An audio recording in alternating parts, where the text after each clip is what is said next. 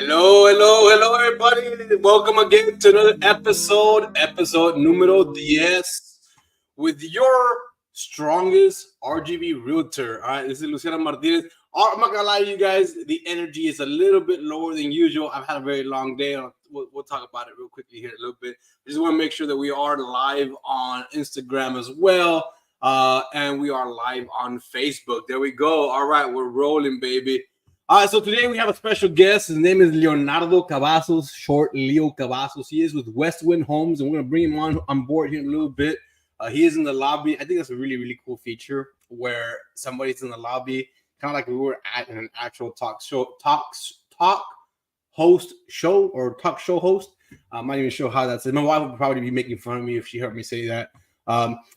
As always, ladies and gentlemen, you guys can drop comments. Any comments that are on the Instagram feed, I don't get to see those until the very end. So if you want to drop a comment, you can message me. We can go ahead and relay that, reply to you in a personal message.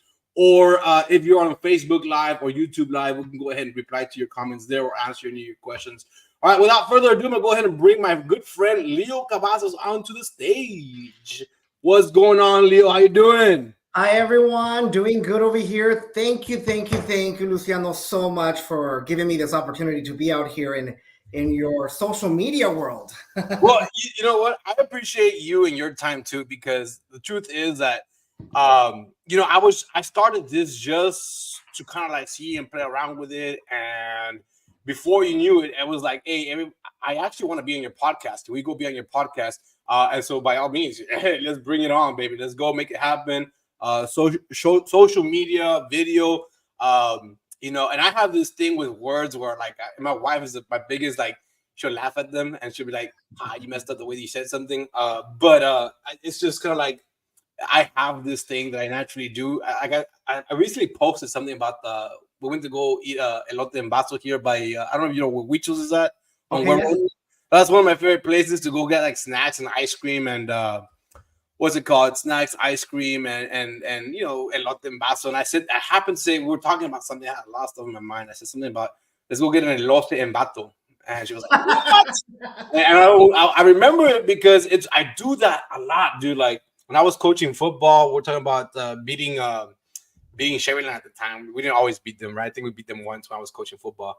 But I said something about the pit of snakes or the snake of pits. I didn't even know what the right terminology was. I don't know. But I get made fun of a lot because of how I say things. It's kind of like a speech dyslexia, you know what I mean? Like the words just kind of do this. And so I get made fun of a lot when it comes to that. I mean, us being Mexican, my first language was Spanish, and now, everywhere I go and everywhere I work is English. So sometimes they do get mixed up trying to figure out the right term or the right way to say it. So I'm with you, Luciano. Don't worry. There's no judgment under this roof. No, I know there's no judgment. I mean, my wife still loves me, I hope. No, I'm sure she does. She's gonna comment right now. Man, I do love you. Anyways, Leo, go ahead and introduce yourself. I mean, who are you? What do you do? What you been up to? How are sales? Go ahead and introduce yourself. I mean, thank God sales are great. And I feel that in this industry, it's a mind game. You have to stay motivated. You have to keep pushing forward. I've been working with Westwind for 5 years, going on 6 years actually this summer. And one thing that I love about the company is the culture here. The way that we build homes, the way that we work with realtors, the way we work with our customers. And that's one thing that I really do enjoy. And again, thank you for this opportunity. Before I started working here at Westwind, I had no idea what home sales was. I used to work at Fast Signs. I was there for a good 7 years. What? Yeah, I used to work at Fast Signs. I used to do signage. I used to do billboards. Westwind actually was a big customer of mine. I used to do all their billboards. Cool. I used to do lettering for, I did all the lettering for the City of Mission Hospital. The one there, I did all their room signage and all the floors. So that was me. So I was really big on outside sales when I was at Fast Signs. I got out of there. I prayed to God, please get me out of sales. I want to get out of sales. but God had a plan, and He's like, nope, you're gonna go into this, Leo. So it has worked out for you, yes? yeah. Oh yeah. Thank God it has. And again, I feel that a part of it is having the right mindset and finding the right team. Yes. Making sure not to give up. And that's one thing that I really look up to you a lot, Luciano, is your attitude, the way that you put yourself out there. And that's part of it. I mean, that's part of the game, So I mean, I commend you for that. And trust me, I do keep up with your social media. Appreciate it. No, I appreciate it. I mean, I don't know who is following. You know what? I don't know who I was talking to. I was talking to somebody recently in a conversation you do all these things on social media, hoping to get engagement. You do it, you're trying. You don't see, like, you see maybe 5, 6, 7, 8, maybe at most 20, 25 likes, maybe a comment here, a comment there, but it's like one every once in a while. But I don't know who I was talking to, but I was talking to somebody. He's like, yeah, so I post, and nobody ever comments or likes anything. But all of a sudden, I get a comment or I get a private message or a DM saying, hey, I'm interested in buying a house. Yeah. And so he goes, of all the times that I've posted something, like, you've never liked one single social media post, you've never commented on anything, you've never even viewed my stories, but here you are. So yes, somehow, one way or another, I mean, people are watching you. People are always watching you. Maybe they just don't engage with you, but they are watching you. You are an impression on them. So, it works. It works. And if we get one out of the entire year, then that's one, right? So, but let's move forward a little bit here, Leo. Thank you so much again for being here. I do want to talk a little bit about what our podcast. I want to structure a little bit more today. I want it to flow a little bit. I want it to be a little bit more natural. But we're going to talk about 4 segments, just kind of like prefacing it to the audience here, in case you're jumping in and out. But we're going to talk about segment 1, understanding new construction homes, the pros and cons of new construction. What are the pros, what are the cons? Segment number 2, the appeal of real estate resale homes. Okay, so now we're talking about homes that have already been built. It's your conventional resale homes. So we're going to talk about that, pros and cons of buying and selling resale. And then, we'll talk a little bit about your company, who is Westwind, and we'll talk a little bit about that. And then we'll go ahead and talk about, making the right choice in terms of, like, what are some some tips for prospect buyers. What is the role of the real estate agent in regards to working with you, and how else we can further assist them. There's this whole thing right now with what's going on with NAR settlement and whatnot, and everybody's talking to me about it already. I'm talking about friends that are asking me about, hey, what's going on here, and so I just kind of like, okay, what are the benefits of working with you on the buyer side? I know how I know you guys, take care of your real estate agents really, really well, but talk a little bit about that. So anyway, without further ado, let's go ahead and jump into segment number 1. And again, if anybody has any questions while we're progressing through the podcast, feel free to comment, ask questions. Again, like I said, if you are watching me on the Instagram live, I don't get an opportunity to see your questions until the very end when I've closed all of this off. So if you do have any questions on Instagram live, feel free to private message me, or you're free to walk. Leo, you have Instagram? Yeah, I'm actually on it right now. I do see we have 3, 4, 5 people that have joined a bit ago. So far, one person is viewing us. So if there's any questions, if they pop up here, I'll make sure to bring them up to your attention and try to make this flow. Perfect. Well, thank you so much, Leo. All right, Leo, without further ado, segment number 1, understanding new construction homes. I want to talk to you a little bit about the pros and cons about new construction. So you're the sales rep there at Westwind. Talk to me. If I'm a buyer right now, I'm looking to buy a house. Talk to me. What are the pros of new construction? One thing I feel that customers always want is being able to customize their home. They always love a certain home or a certain property, but once they walk it, there's always something that they don't like. And sometimes is a big deal that they don't want to move forward because either the kitchen doesn't flow, the master's not big enough, or the restroom just doesn't make sense for them. Those are usually the main things that I notice.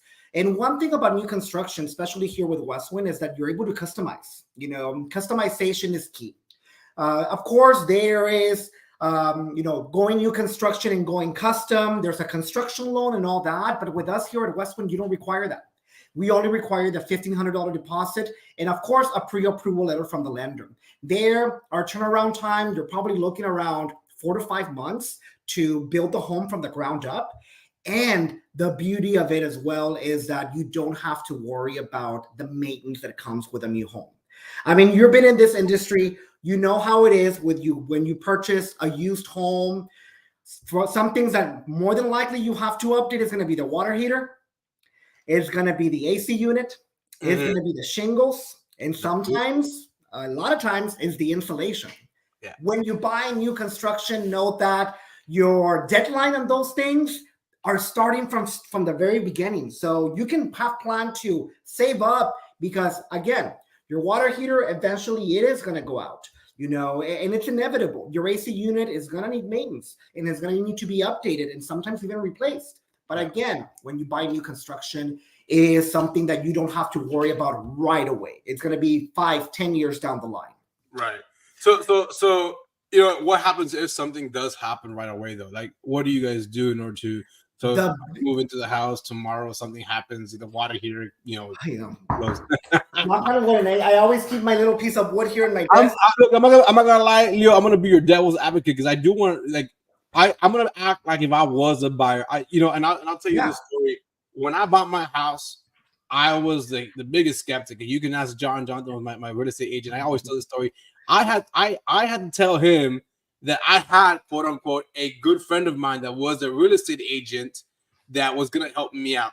And that wasn't true, but I was the biggest skeptic. It took me the computer that I'm on right now. It took me about 6-7 months to purchase. I don't just buy something, I'm ready to buy it today. And as much as I wanted a computer, it took me about 6 to 7 months to find a computer. So with a home that's a 30-year investment, I'm gonna be your devil's advocate. I'm gonna ask you questions. I hope you don't mind. I mean, that to me is very important. That's one thing that I tell my customers: shop me around, go around and compare. Because at the end of the day, I want to make sure that they are making the best decision for themselves and their family. And yes, 1 out of 10, they're not going to buy from us, but I can guarantee you when you do shop around and compare, we are, one of the best out there. One thing that I tell my customers, and one of the reasons why I also bought a Westwind home, because I have a Westwind home myself.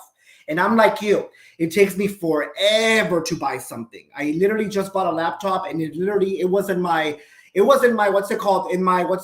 cart for a good 6 months.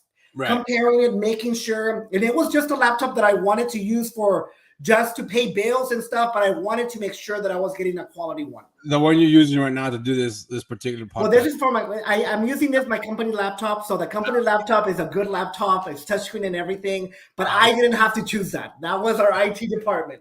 No, so let's go back to the new construction. Yeah. We were talking about what are some modern amenities and some energy efficient designs that Westwind offers, hey, here's the reason why new construction, number one. Number two, choose us over any other company. Like what modern amenities? To begin with, on new construction with us, all of our homes do have the 210 home buyer's warranty. That to me is very important. It is a third-party warranty, which means that if Westwind ever decides to close its doors, that warranty stays with the home. That means a lot of builders out there, they are offering warranties, but it's with them. And if for some reason they close shop, those people don't have anyone to call. Those warranties are not available anymore. With this, it is a third-party warranty that is a nationwide warranty. They keep us at a higher standard. The 10-year warranty covers your foundation, your roof framing, and your wall framing. So there, your structure's taken care of for the first 10 years, which is usually the time that it takes for your home to settle. That's when you're going to see a lot of movement, a lot of shifting on the soil, and your home is settling. So that's usually when you're going to see most of the issues if you have any issues with foundation, which brings me to my next point.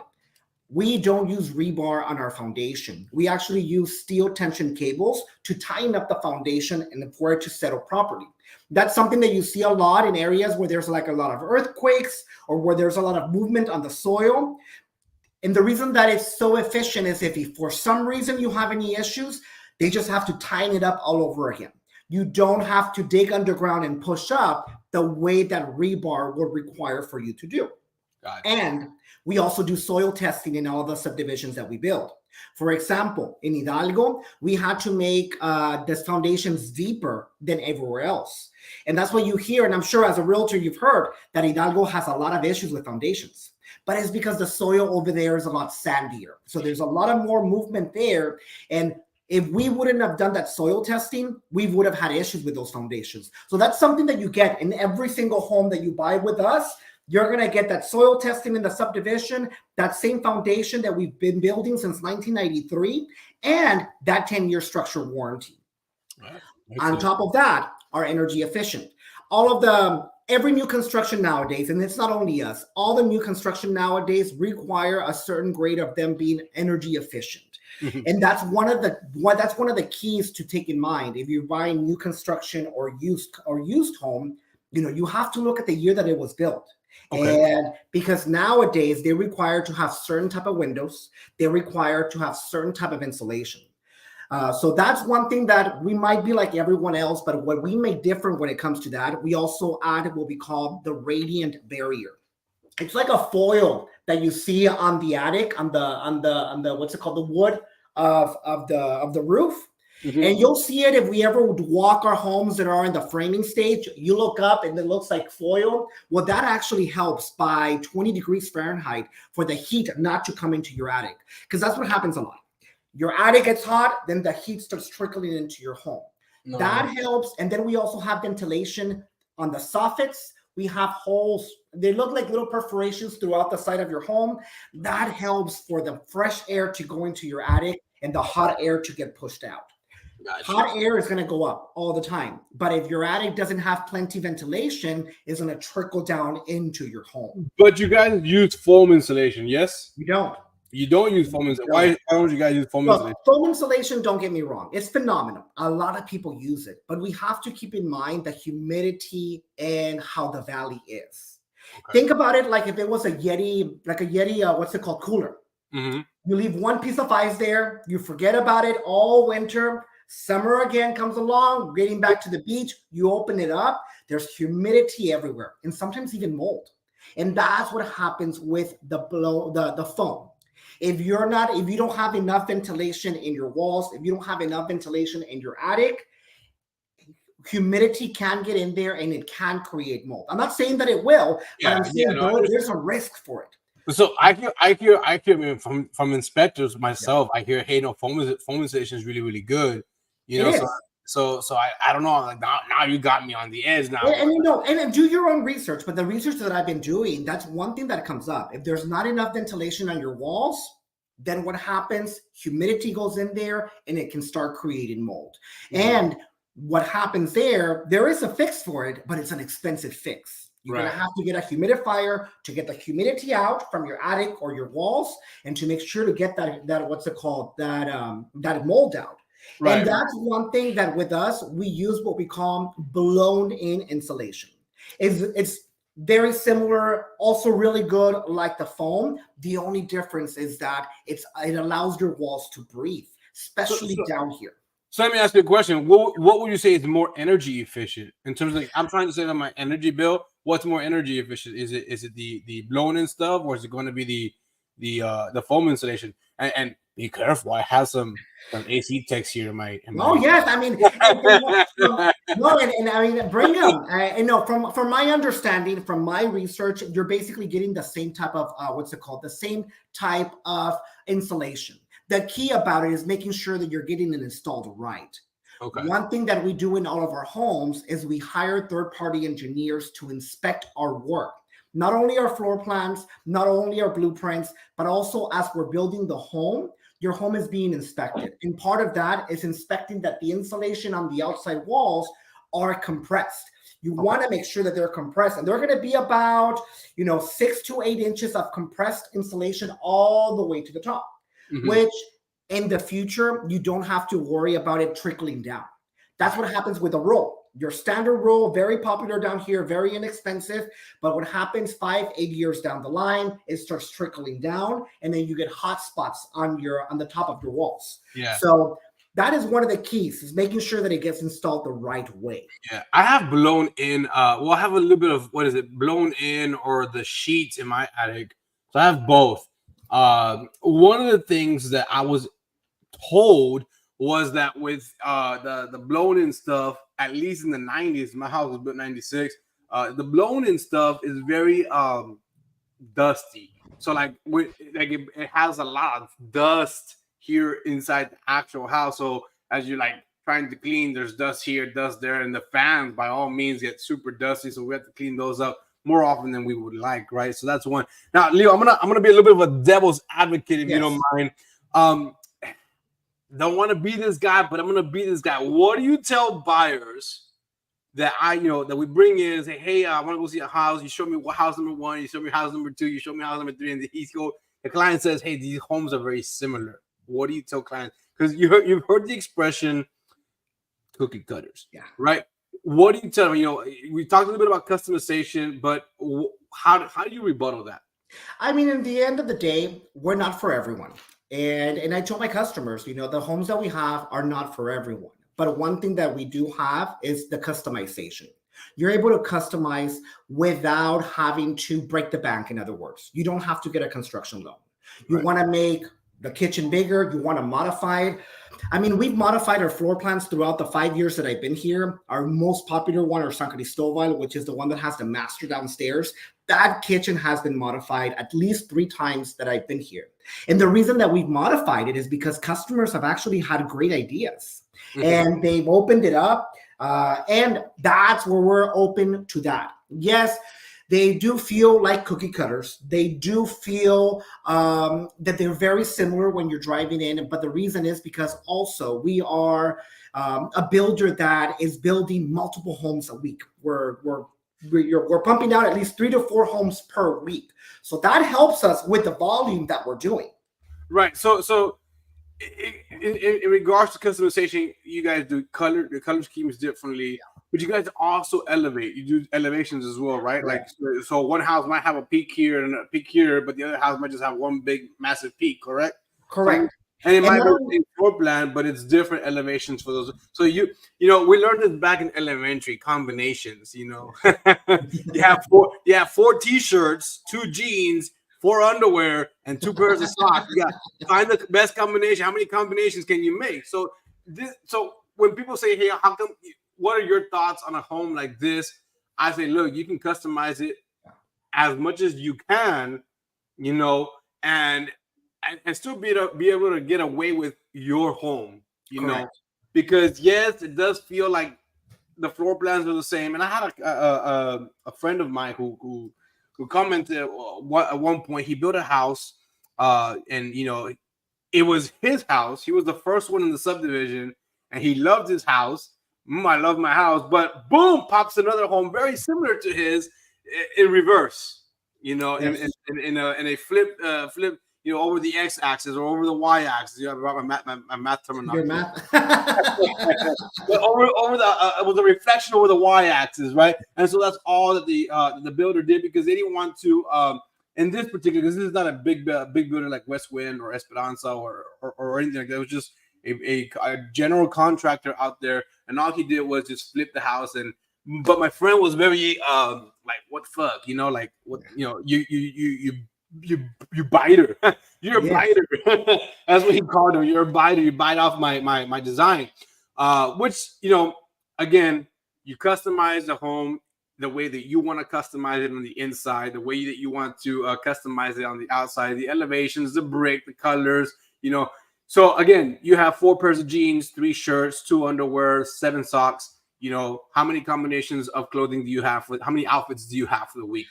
That's all you have. That's all you have. But you can make it work. You can make your outfit work. And so that's one thing that we have is right now we're building a lot of stucco homes, or the contemporary style that has the cantera style with the stucco. But you also have the option to go with a Tuscan look, which that one has the limestone, has a little bit more detail, or you can also do brick.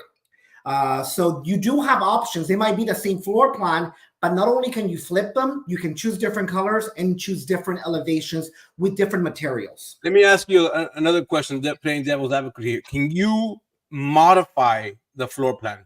Yeah, you can.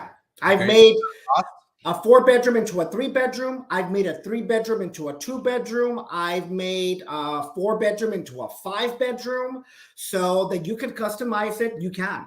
One thing that I told my customers, to make it cost efficient, just try to keep the same what's it called, foundation size. Because if you add more foundation, you have to keep in mind you're adding more wall, you're adding more structure, you're adding more roof. There's a lot more, so it's going to come out a little bit more pricier than just moving walls around. Correct. Got you. So let's talk a little bit more about the cons. I'll let you talk about the pros. Let me talk about the cons here a little bit. And you can always rebuttal it. But wait time. Do you have any move-in ready homes? Yeah, we always have ready to move in homes all the time. And that's something that's good. And so to the people that are out there looking, that are watching this right now, it's not always that you guys, well, no, you just said that you guys always have moving ready, right? So, but there was a time where you guys didn't always have it, right? Yeah, there was. I mean, during COVID times, a lot of things slowed down. And I mean, we didn't slow down on construction, but our priority was making sure that we got those customers that already gave us a deposit. We made priority for them. So they took priority, and our ready to move in homes kind of got pushed back a little bit. But now with those move-in ready homes, the customization is very limited. Not necessarily. No. Because of course, well, the ready to move in homes, yes. Unless we make a deposit before they start the sheetrock inside. We can still customize colors, tile, granite, but we won't be able to make any structural changes. For structural changes, that does have to be from the ground up. Got you. What about delays in construction or any cost overruns? I mean, one thing that I'm very proud about Westwind, and that's a true reality. A lot of, especially during COVID, a lot of builders out there were not honoring price. Here at Westwind, we took a hit. We took a big hit, especially in the Edinburgh subdivision when I was selling, because we had just finished development. We had a bunch of deposits there, and then COVID hit. Lumber prices started going up, and I mean, it was tough, but we honored the price. And the delays, one thing that I was very proud about was that if it was a delay due to us, Westwind was paying that, what's it called? You know how you lock your rate? Yeah, the interest lock. They were paying the extension of the rate.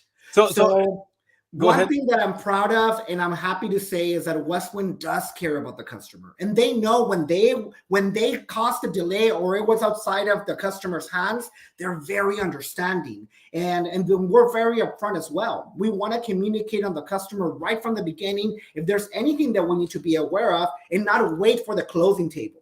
Right. Because I'm sure you've heard about it. I don't know if you went through it, but there was a lot of builders out there that they would get to the closing table, and then customers were like, "You need to come up with $20,000 more." I think there was a potential lawsuit. I may be wrong, where a builder had promised the pricing for a particular buyer, but a month later, the buyer is the one that rose the price on the the contractor is the one that, this is like an article on Google or something like that. But they say, hey, our prices have to go up. And the buyer the buyer had to bail. I had a very similar situation where I had a client that was quoted at about $84 right before COVID. Like, it was like right as COVID hit us. Client was quoted at about $84 a square foot. It was cheaper to purchase a new construction. So this is another thing, and I want to get into this a little bit about the way the market fluctuates, because we'll talk about that a little bit. Just remind me, but in this particular case, he was quoted about $84 a square foot, and within the month, I guess COVID had hit us. He comes back, the builder, the contractor comes back. He goes, I have to go at $88 or $92 a square foot. No longer being able to go at $84 a square foot. Again, lumber prices got jacked up, and everything got jacked up. Lack of inventory, therefore, basic supply and demand. Prices got jacked up, and buyers were like, whoa, what the fuck, so that happened. My buyer in this particular case decided to pull and decides to wait. But it used to be, correct me if I'm wrong, because I've only been doing this 3.5 years, but it used to be that building a new home was several times cheaper than buying a resale home.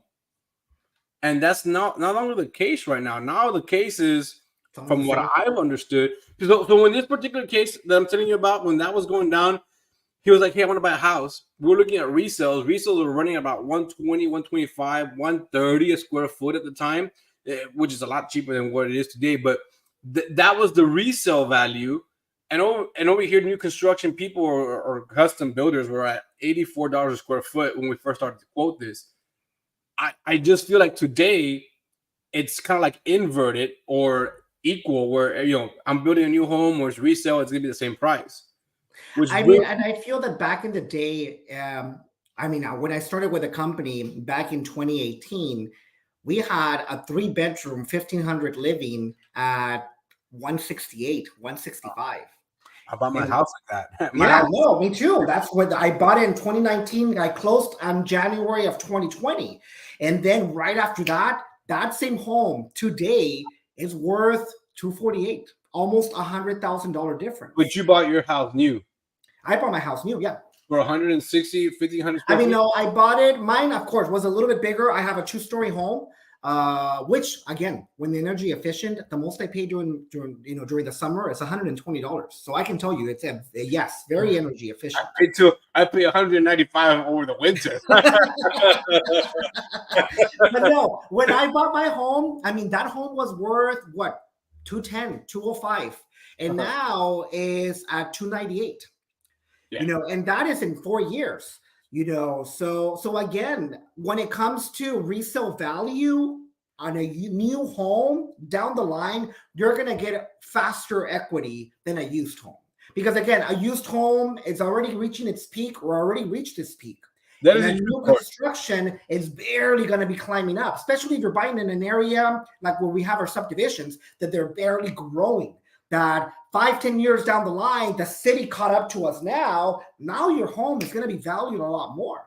And yeah, that is a true story. So like for me in my house, for example, I bought my house for 140, 145 in 2017. Today, if I wanted to sell it, it built 96, but today if I wanted to sell it, it would sell for about 255, 265, give or take, up or down. But I don't ever think my house would be more than 300,000. I don't care how crazy the market gets. Maybe no more than 290. I don't care how crazy the market gets. But again, I won't ever see my house at 145,000 ever again. I think the cheapest that I'll ever see my house at, if I ever decide to sell it, will probably be in the 225, 235 mark. But realistically, I think it'll hit up the 280, 290 before you know it in the near future, depending on how things go here in the market.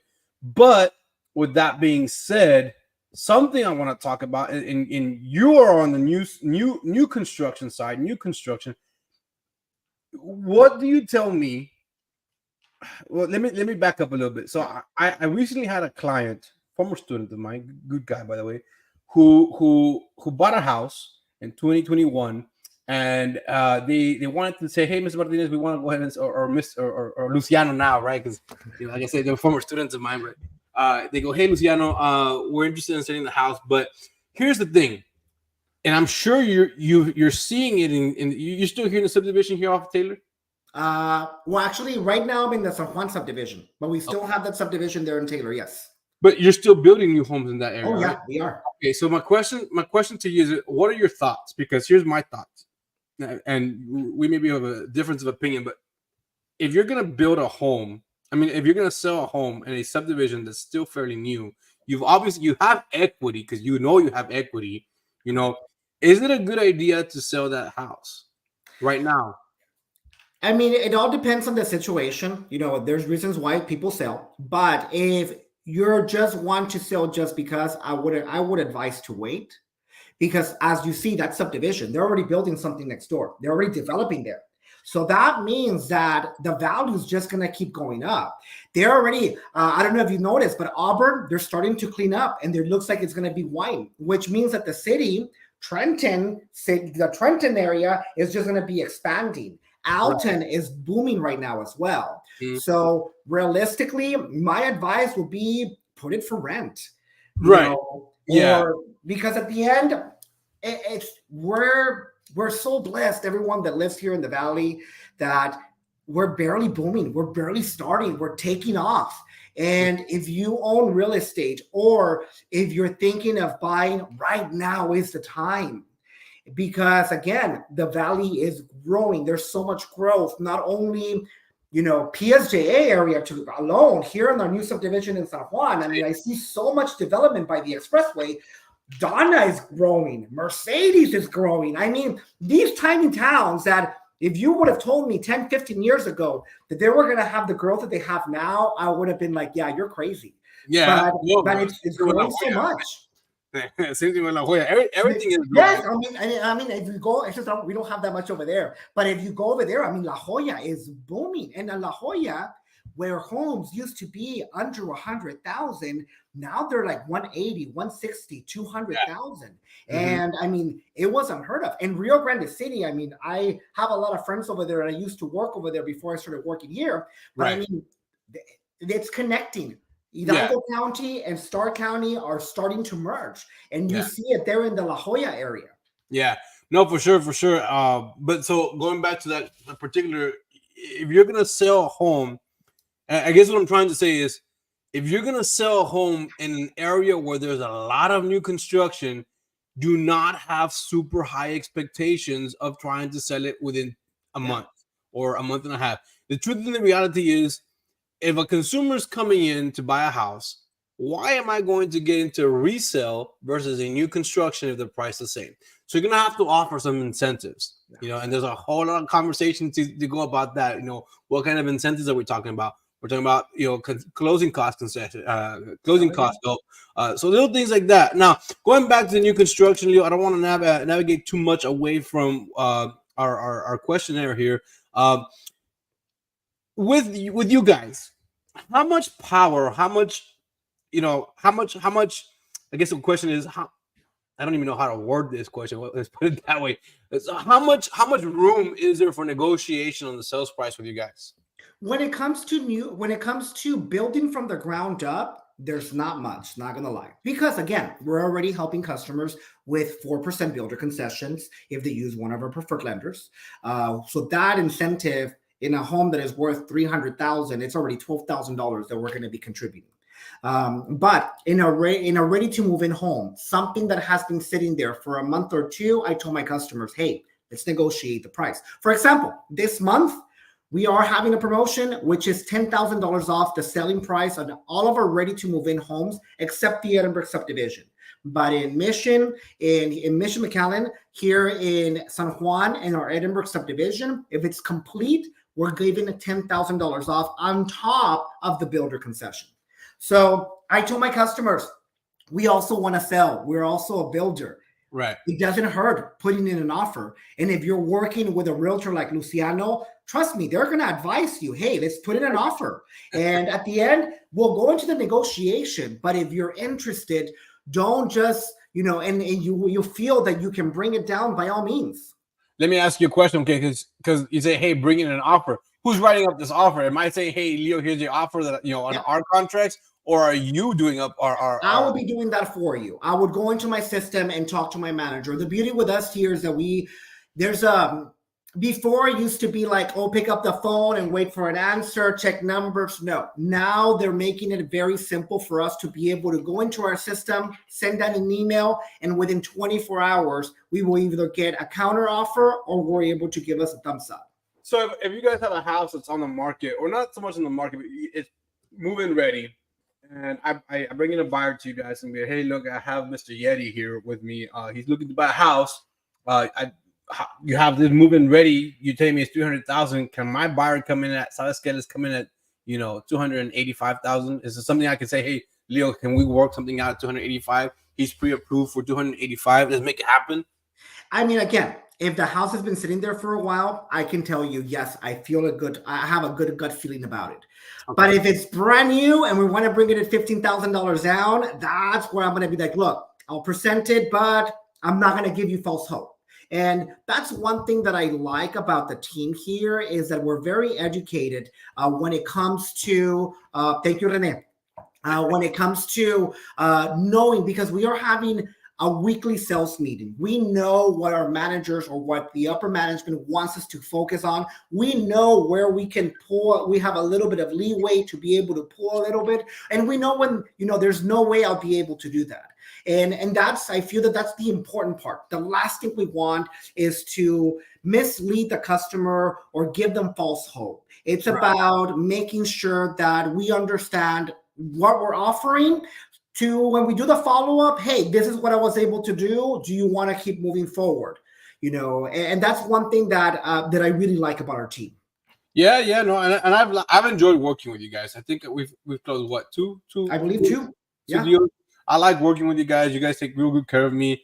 We'll talk a little bit more about why I work with you guys here in a little bit. But let's move on to segment number 2, because we have not moved on to segment number 2. 40 minutes into the podcast. But now let's talk a little bit about, the actual resale side. So let's talk about the pros and cons of the resale. And again, you can chime in at any given time, Definitely. Because we mentioned the words cookie cutter earlier. Yeah. The thing with resale homes is a lot of these homes tend to have, the older ones at least, tend to have a little bit more character. And I don't know if that's necessarily true. I'm just thinking about it because I one time showed this one house when I first started off, Leo. Beautiful home off of the art district there in McAllen. Okay, yeah. Oh, beautiful areas there. Have they you do have character. Have you ever seen any of those homes? I mean, I've been in a few, and one thing I feel that when customers say they have character, I have to say it's mainly the trees are out there. They're more established. The yards are more established, which is something that you're not going to get from a new construction. You know what I mean? Well, let me tell you about one of the houses that I've seen in that area. And yes, you're right about the trees and whatnot, more established. But I walk into this house built in 1920s. Oh wow! Yeah, talk about, like, as you're walking in, you hear the floors creak and whatnot. They're talking to you. They're talking about character. They're talking to you. So I'm walking in, floors are creaking, old school walls. I'm talking about, like, it's beyond, before they had the wooden panels on the like, it was old school layout. If I remember correctly, you're coming around and you go up the stairs, and in the top, all 4 rooms were like connected with like a circular hallway. It was more of a square. It was pretty cool, man. It was about character. That I think that's probably been the house that I've ever seen that has the most character. And I showed it to a friend of mine because he was interested in that area at one point. It was really, really cool. That's a 100-year-old home. It's not the same thing. But when I'm talking about character, I think more like crown moldings of some sort where, do you guys offer any of that? We do. And I feel that comes into when you're building from the ground up and doing basically not buying a ready to move in, but really going into the 4 months that it takes us to build, you're able to add that character. And I feel that, yes, those homes have the good things about it, that they do have character, but it's not for everyone. And those things sometimes tend to go out of style. You know what I mean? And it can be it's a thin line between, very nice or very tacky. And that's what happens. You have to make sure you put the right type of furniture, you put the right type of, curtains and the right type of accents in the living room to make sure that it doesn't become too much. Yeah. And you're right. Like, I love my neighborhood. I live here off of 495 in Glasscock and between Glasscock and Cherry. I love my subdivision. Any opportunity that I get to sell it, I sell it. I try my very best because I know my neighborhood. I know what's around here. HEB's right around the corner. You got Walmart down the street. You got the doctors right in front over here. I love it. I can sell it because I live here. I love my area. I love my neighborhood. Like I said, my neighborhood was established in the 90s, but it is an older home. And case in point, I bought my house in 2017. And I put in the refrigerator and all that good stuff. Now I'm a big boy. You see me, I'm a big boy, right? You are the strongest realtor. So I'm over here. I installed a refrigerator, and I'm a DIY guy. If I can do it, if I can get it done, I will get it done. So I brought in all the furniture. I took it all down. I installed the washer, the dryer.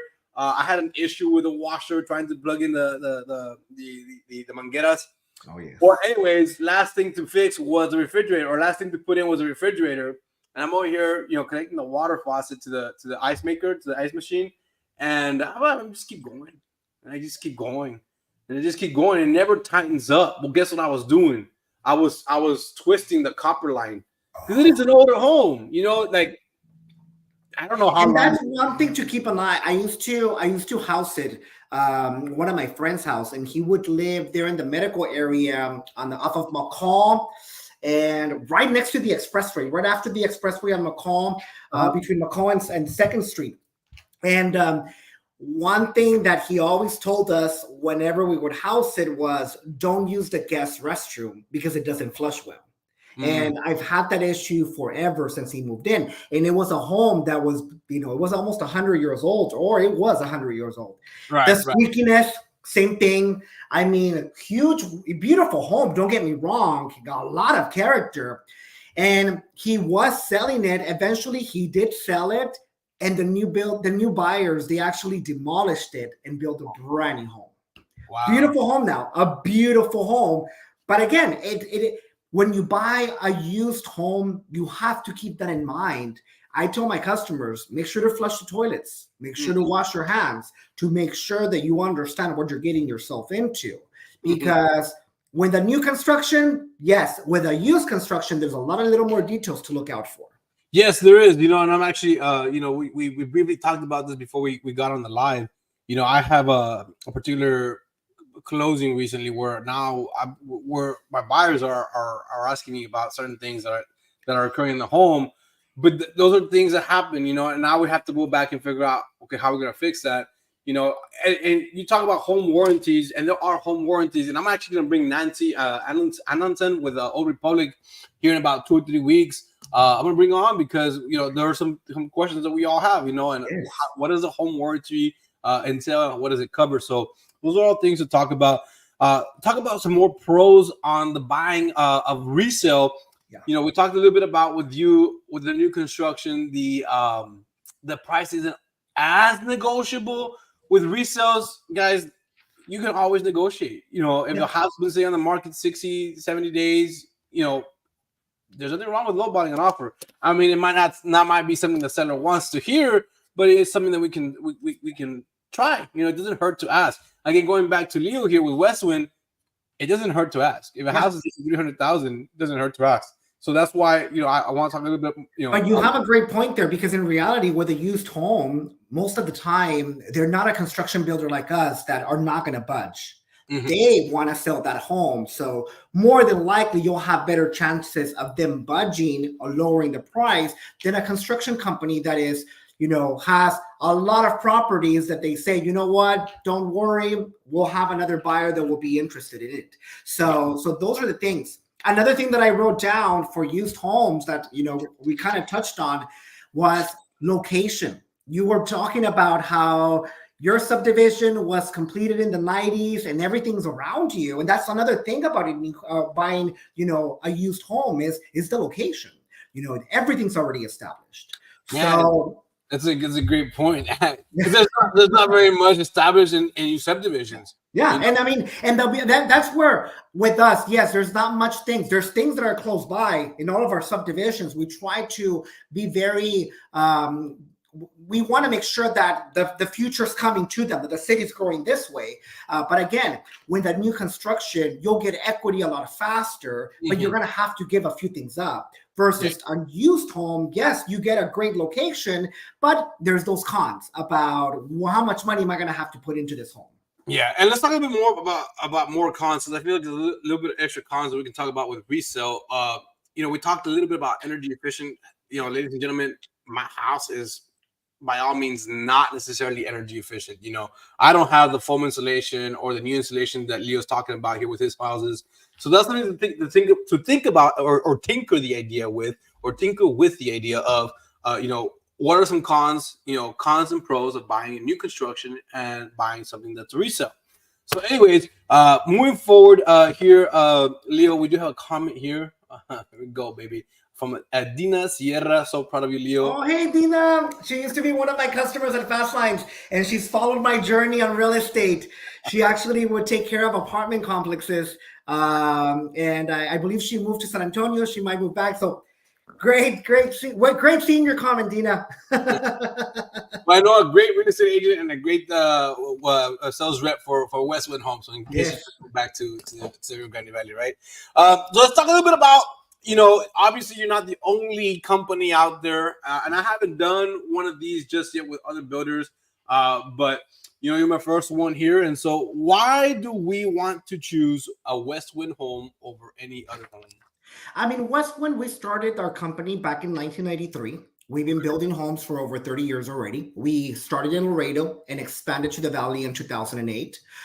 So we know, the process, and we've mastered the process to make it very efficient for our customers, for everything to flow, and for our customers to have the best experience, whether they're with a realtor or not.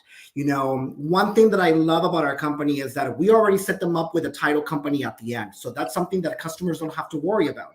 And that's one thing that a lot of customers, especially new customers that have never bought a home, I always advise them, if you don't buy from us, please make sure to get a title company involved at the end of the transaction. You don't want to end up buying a property and then at the end it doesn't belong to you.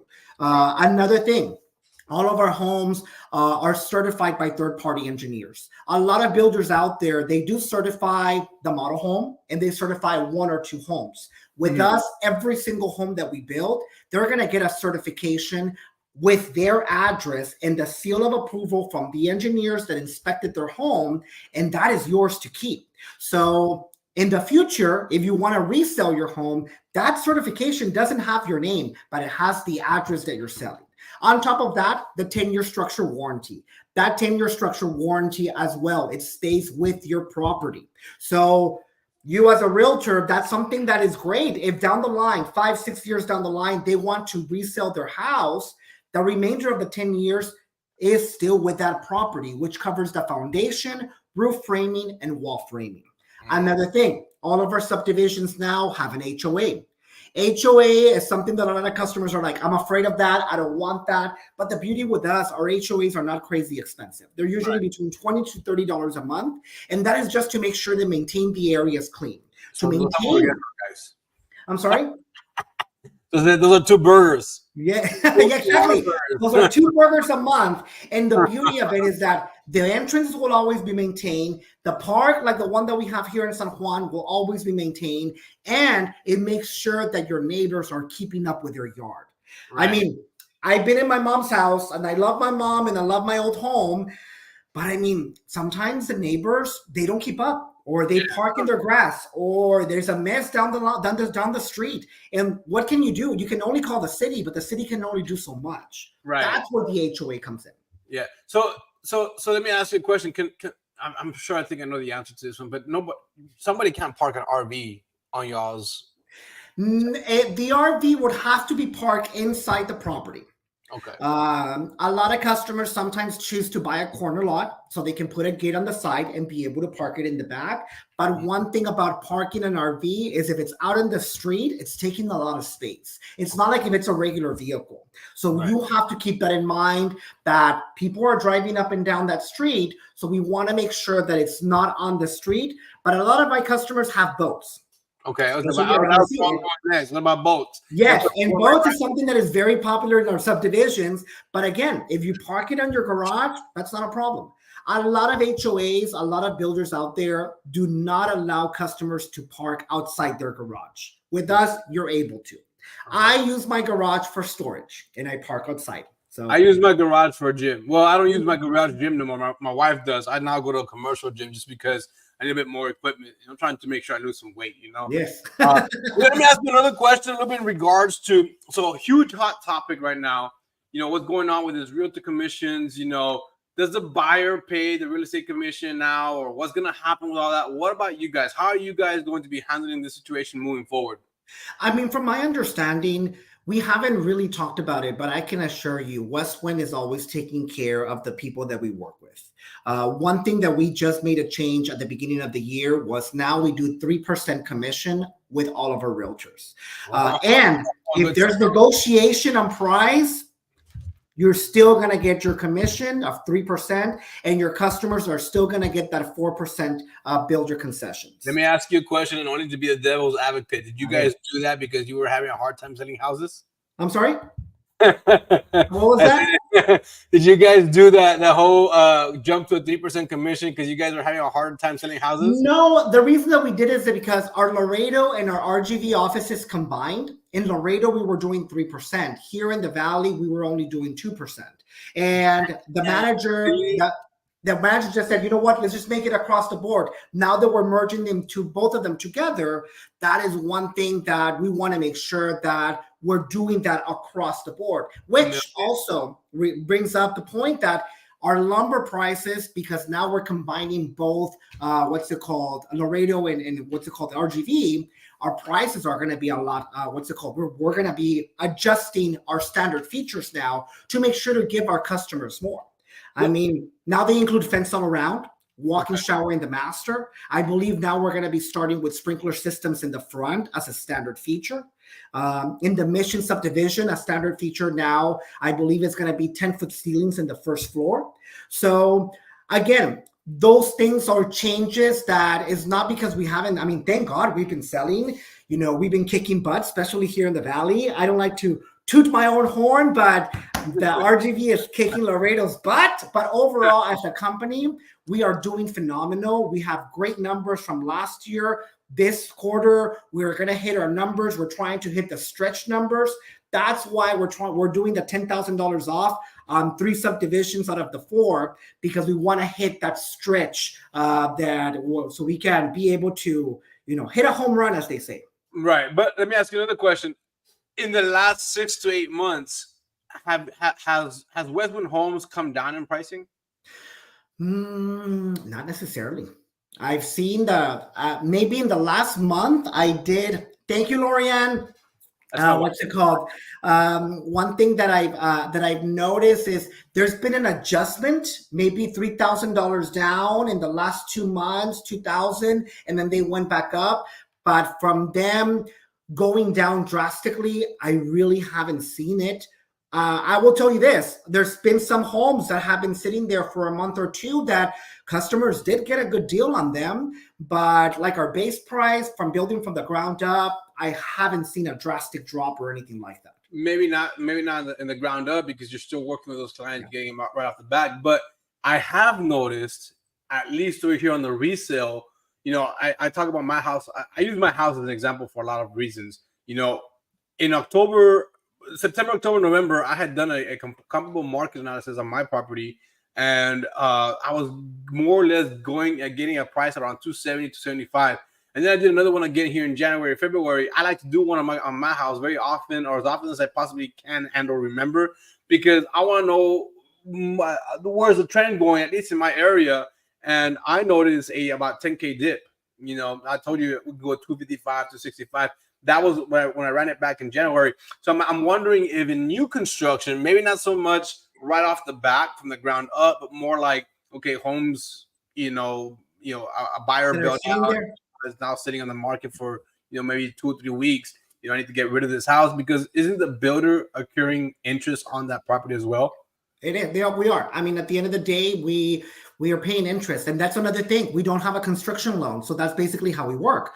We basically take out the loan for our customers, built from the ground up. Hey, Jalita. Oh, she used to be my old manager. I work with her too. Yes, no, she's amazing. And what's it called? But one thing that we do is, we're paying interest on these homes. And that's why I told my customers, if a home has been sitting there for a while, hey, let's make an offer. At the end of the day, I know the owners, I know the managers, they want to get it out. Because they don't want to be throwing that money away. And if the offer is a good offer, by all means, we'll be able to move forward. Yeah, no, I understand. What about testimonials or disgruntled buyers? Do you ever had any of those? Oh, I mean, at the end of the day, I told my customers, check out our Facebook, check out what's it called? Hi, thank you, Yadira. Keep up the good work. I'm so proud of you. Yes, thank you, friend. Sorry. I told my customers, check out our Facebook reviews, check out our Google reviews. A lot of builders out there hide their reviews for a reason. And in reality, we don't have anything to hide. Our warranties that we give, the 1 year and the 2 year warranties, that is things that we take care of for our customers, which that covers your what's it called? The workmanship, the plumbing, the air ducts, and what's it called? The electrical. That's going to be covered for 2 years. So I told my customers, by all means, you have an issue, give me a call. I'm not only your sales rep, but I'm also your neighbor. I have a Westwind home and I'm selling that product. I want to know what's going on to make sure that I'm advising my customers the right thing to do. The last thing I want is to advise my customers to purchase one of my homes when I know it's not going to be beneficial for them or their family. Correct. And that's why I always say, we might not be for everyone, but I know that people that buy our homes, they're very happy with their homes. And I think the way to look at this is kind of like with politics. You go in for the right reasons. Your goal is to help people out, not to not find a home for them or not be able to build something for them. The goal is to help them out. I don't think anybody, I mean, I would hope at least anybody in the real estate industry isn't trying to just, get rich fast. I think a lot of us are doing real estate for the right reasons. A lot of us are trying to help customers out, trying to help buyers out. I know that when I got my first sale, my first contract done, it was like a relief of like a sensation of, oh wow, I was able to help somebody out, and that was for me, it was a very rewarding feeling. Yes. So I don't think any of us go in with the intentions of being malicious of any kind. I think we go in there with, I want to help you get into your home. I want to help you get, buy a house. I want to help you in any way possible. And so let me help you as best as I can. But do you have your one-offs? Yeah, you do have your one-offs, and it happens. You try your very best to not let it be the situation, but it happens. It happens. So anything else you want to add to that? No, and like you say, it does happen. But at the end of the day, is the reaction that you get from the builder or from the company that you're working with. And that's one thing that I can tell you. Westwind has always tried their best to do everything right for the customer.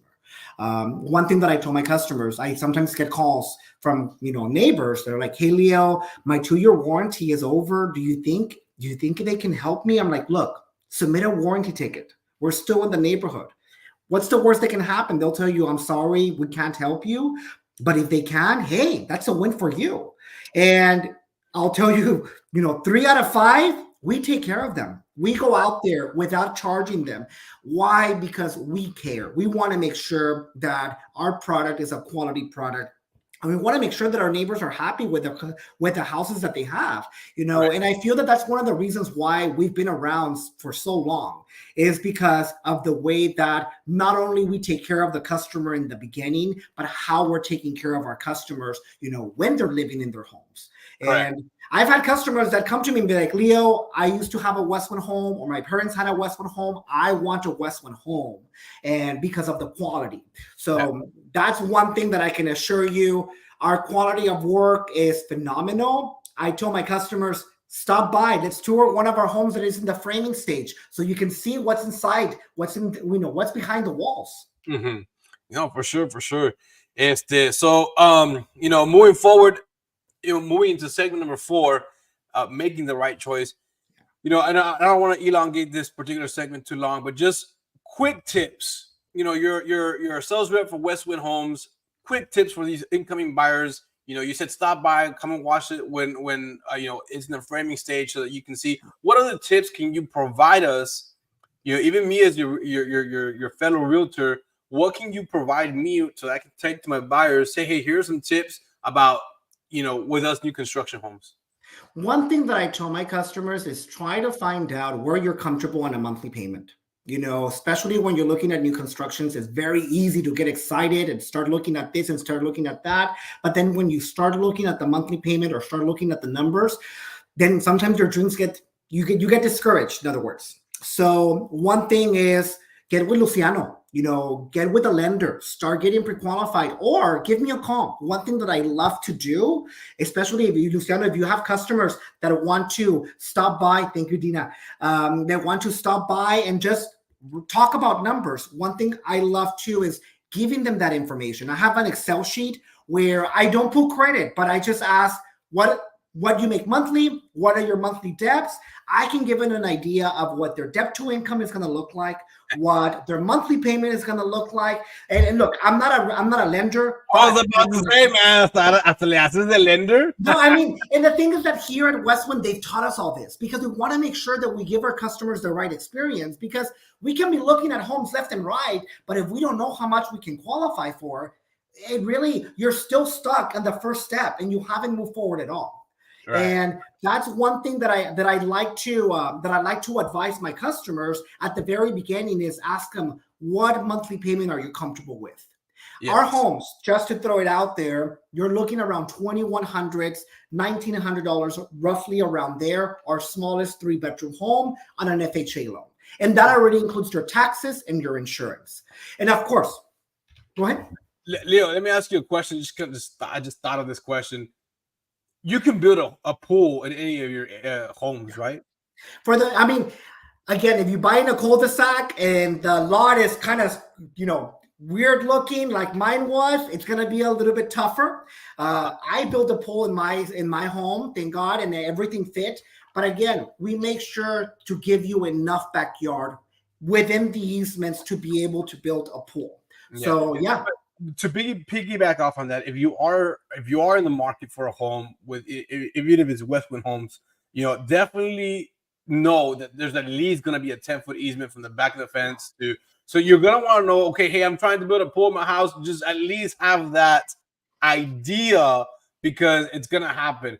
We do have a comment on the Instagram, Leo, from Isaiah Ramos, RGB Realtor. Oh, yes. He's a great realtor that I work with. He said, let's go, Leo. Yeah, so I pulled that up right here because it made sense to have this up while we're working on this. So that's why you see me going back and forth, because I see people jumping in and out.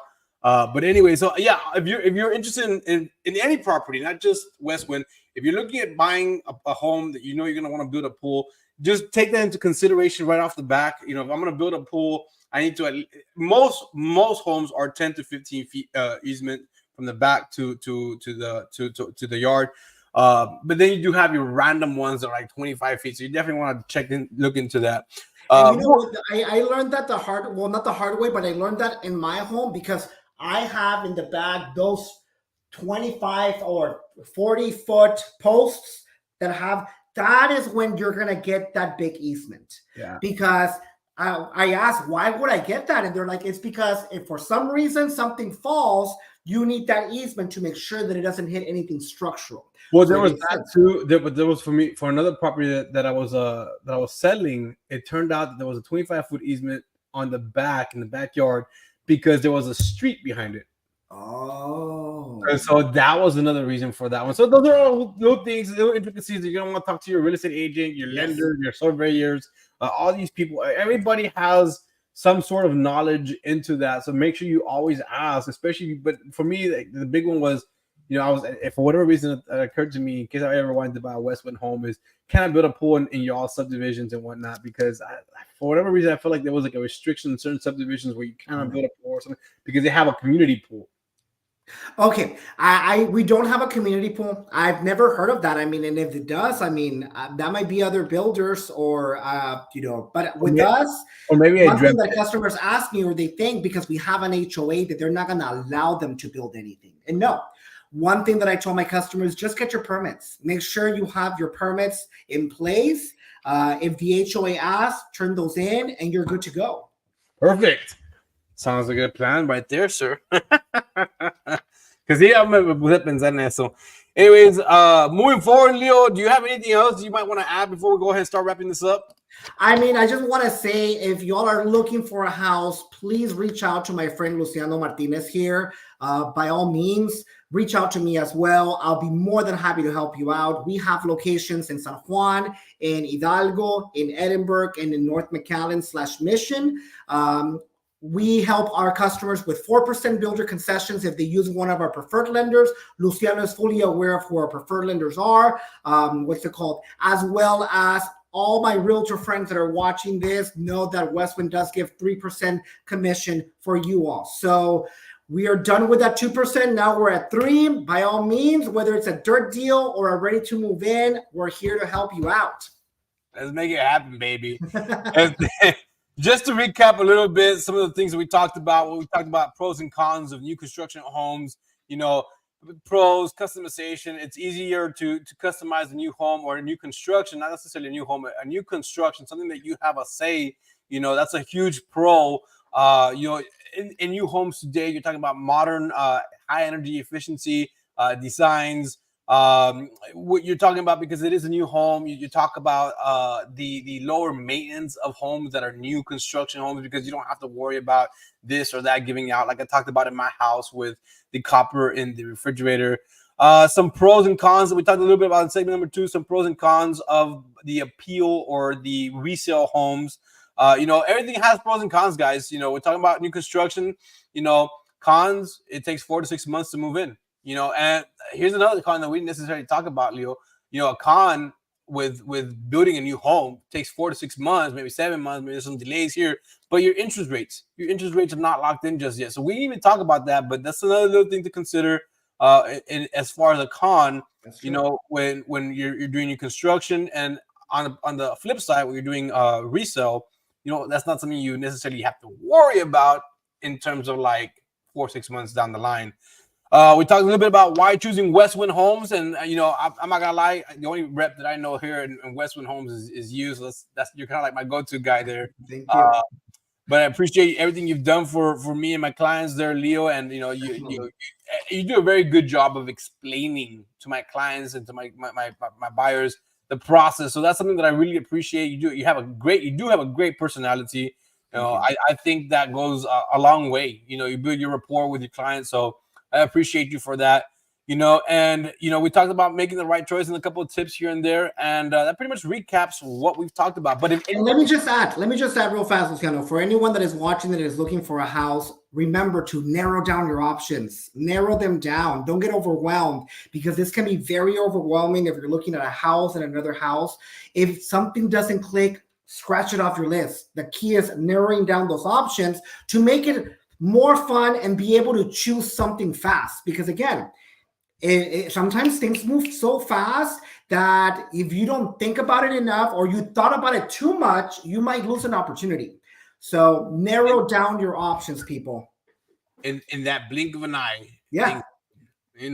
One day you're building a home at $84 a square foot. The next day you're putting in at $92 a square foot. And so it just happens. Today there's no COVID. Tomorrow there's a new strain of COVID, and boom. Now we got something new.